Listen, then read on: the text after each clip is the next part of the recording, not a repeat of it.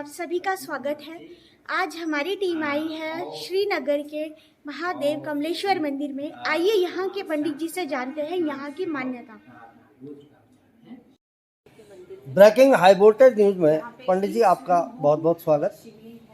यहाँ पर अनंत चतुर्दशी के दिन बैकुंठ चतुर्दशी के दिन एक मेला लगता है और उसको अधिकतर लोग यहाँ पर पुत्र प्राप्ति के लिए आते हैं।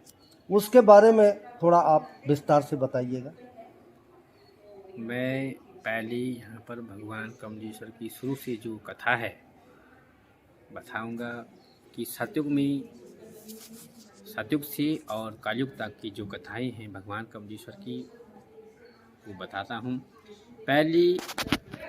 सबसे पहले यहाँ पर भगवान जो सिद्धेश्वर हैं, सिद्धेश्वर नाम से जाने गए। तो सतयुग में सबसे पहले यहाँ पर शैलमुनीश ब्राह्मण हुई जिन्होंने 5000 वर्षों तक तपस्या की और उनकी तपस्या के फलीभूत भगवान शिव ने स्वयंभू सिद्धपीठ में दर्शन दिए। तो पहला नाम सिद्धेश्वर महादेव पड़ा।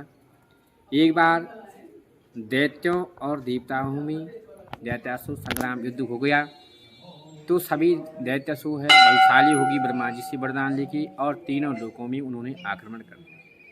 अब सब देवता लोग परेशान हो गए और सब देवता विष्णु जी के पास जाते हैं, बैकुंठ धाम को हमारी रक्षा कीजिए।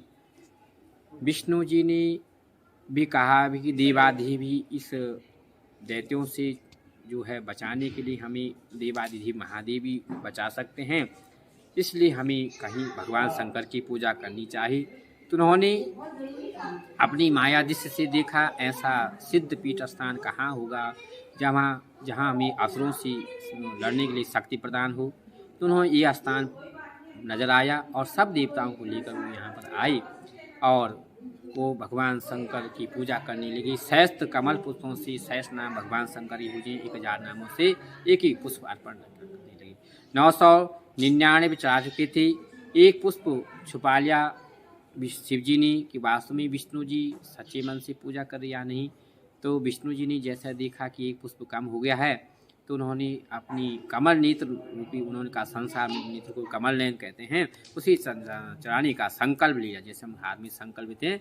तो जैसे भगवान विष्णु ने संकल्प लिया भगवान शंकर प्रकट हो गए और उनका छिपा पुष्प वापस दिया। विधिवत भगवान विष्णु ने 1000 कमल पुष्प अर्पण की और तब कहा देव वर मांगा तो उन्होंने सुदर्शन चक्र प्राप्ति को बताया। तो वही स्थान है जहाँ पर सतयुग में विष्णु जी को सुदर्शन चक्र की प्राप्ति और जिससे उन्होंने दैत्यों का संहार किया और तीनों लोगों की रक्षा की। उस दिन से कार्तिक शुक्ला चतुर्दशी भगवान विष्णु और शिव का मिलन होता है, बैकुंठ चतुर्दशी का नाम पड़ा।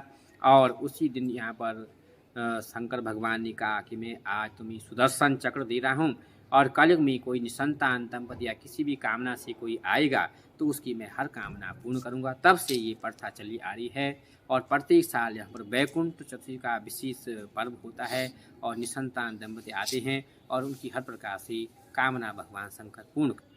वर्तमान यहाँ पर 108 महंत श्री आशुपुरी जी महाराज जो मठ का संचालन कर रहे हैं और उन्हीं के साथ भी हम लोग यहाँ पर सेवारत हैं। और मैन जी के द्वारा यहाँ पर गौ सेवा का आश्रम भी खोला गया है और समय समय पर विभिन्न आयोजन पूजाओं का आयोजन किया जाता है।